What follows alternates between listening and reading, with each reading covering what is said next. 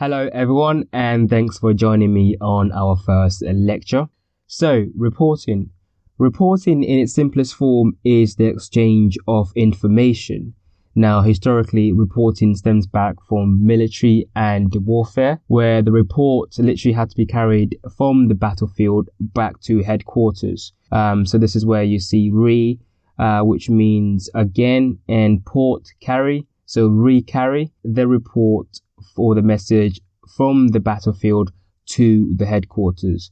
And this is where the origins of reporting come from. And that's why it's important to remember at its simplest form, reporting is just the exchange of information. So with that in mind, you want to make it as clear and as concise as possible.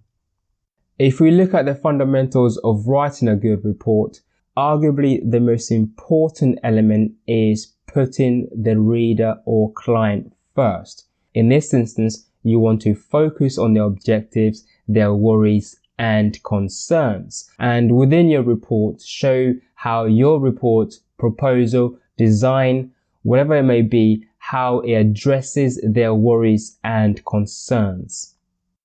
Less is more. We often try to say too much, which overwhelms the reader.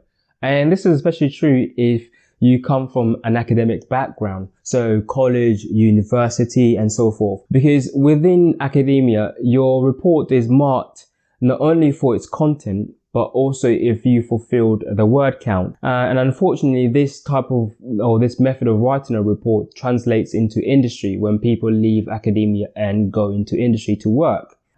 So this is something that you want to eradicate and, stop doing within your reports.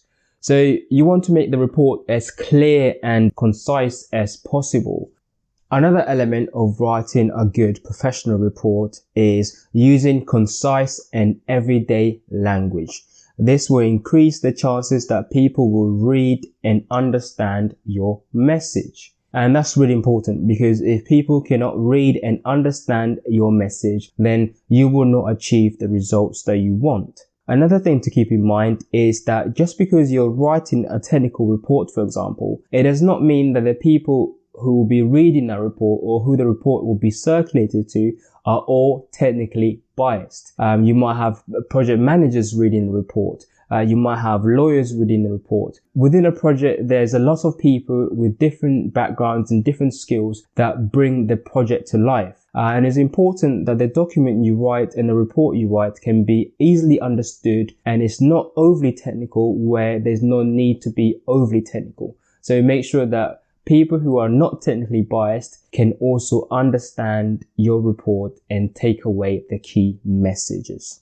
Last but not least is ask for help. And this is especially true for young engineers who are developing and who are early on within their career. You'll find that your colleagues around you are very experienced and they've done numerous reports, thousands and thousands of reports. So you want to be able to utilize that support network that is around you. It's often said that the best way to learn is not through your mistakes, but through other people's mistakes. And this is essentially what I'm trying to do within this course.